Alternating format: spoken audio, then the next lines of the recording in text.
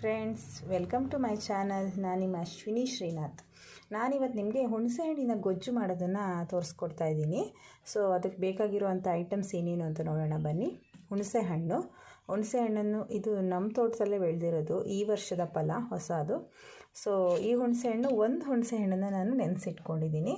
ಹುಣಸೆ ಹಣ್ಣು ಸಿಕ್ಕಲಿಲ್ಲ ಅಂತಂದರೆ ನೀವು ಅಂಗಡಿಲಿ ಸಿಗೋವಂಥ ಹುಣಸೆ ಹಣ್ಣನ್ನು ಕೂಡ ಮಾಡಬಹುದು.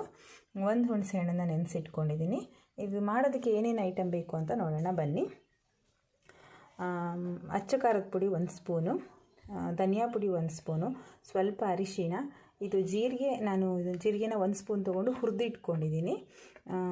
ಕೊತ್ತಂಬರಿ ಸೊಪ್ಪು, ಅರ್ಧ ಈರುಳ್ಳಿ, ಬೆಳ್ಳುಳ್ಳಿ, ಸ್ವಲ್ಪ ಕಾಯಿ ತುರಿ, 1 ಹೊಳಕೆ ಕಾಯಿ ತುರಿ ತೊಗೊಂಡಿದ್ದೀನಿ, ಉಪ್ಪು. ಇದೆಲ್ಲ ಆದಮೇಲೆ ಇದಕ್ಕೆ ಒಗ್ಗರಣೆ ಕೊಡಬೇಕು. ಸೊ ಅದಕ್ಕೋಸ್ಕರ ಸಾಸಿವೆ, ಎಣ್ಣೆ ಮತ್ತು ಒಂದು ಅರ್ಧ ಈರುಳ್ಳಿ ಕಟ್ ಮಾಡಿ ಇಟ್ಕೊಂಡಿದ್ದೀನಿ, ಕರಿಬೇವು, ಬೆಳ್ಳುಳ್ಳಿ ಜಜ್ಜಿ ಇಟ್ಕೊಂಡಿದ್ದೀನಿ. ಬನ್ನಿ ಫ್ರೆಂಡ್ಸ್, ಇದನ್ನು ಮಾಡೋದು ಹೇಗೆ ಅಂತ ನೋಡೋಣ.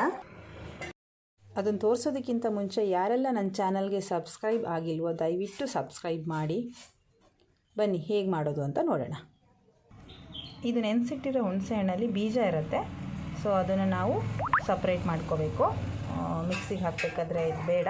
ಸೊ ಸಪ್ರೇಟ್ ಮಾಡ್ಕೋಬೇಕು ಇದನ್ನು. ನೋಡಿ, ಬೀಜ ಎಲ್ಲ, ಹುಣಸೆ ಹಣ್ಣಿನ ಬೀಜ ಎಲ್ಲ ತೆಗೆದಾದ್ಮೇಲೆ ಈ ಥರ ಆಗುತ್ತೆ ಅದು. ಸೊ ಇವಾಗ ಇದನ್ನೆಲ್ಲ ಹಾಕ್ಕೊಂಡು ರುಬ್ಕೊಂಡು ಬರೋಣ. ಒಂದು ಜಾರ್ ತೊಗೊಂಡು ಎಲ್ಲದಕ್ಕೆ ಹಾಕ್ತೀನಿ.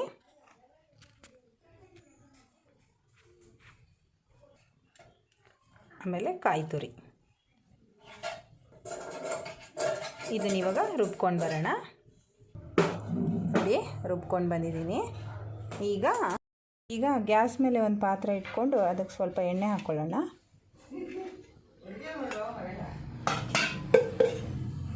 ಎಣ್ಣೆ ಕಾದ ನಂತರ ಸಾಸಿವೆ,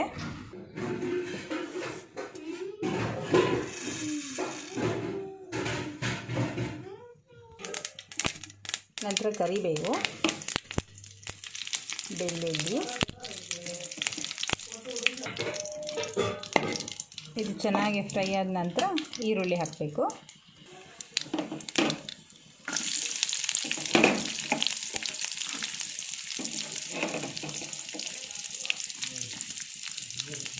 ಇದು ಕೂಡ ಚೆನ್ನಾಗಿ ಫ್ರೈ ಮಾಡಬೇಕು.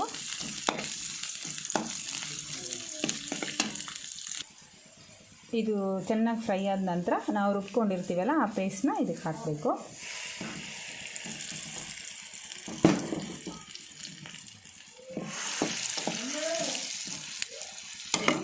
ಆಮೇಲೆ ಹುಣಸೆ ಹಣ್ಣನ್ನು ಗಿಚ್ಚಿಬಿಟ್ಟು ನೀರು ಮಾಡ್ಕೊಂಡಿದ್ವಲ್ಲ ಅದನ್ನು ಕೂಡ ಇದಕ್ಕೆ ಹಾಕಬೇಕು.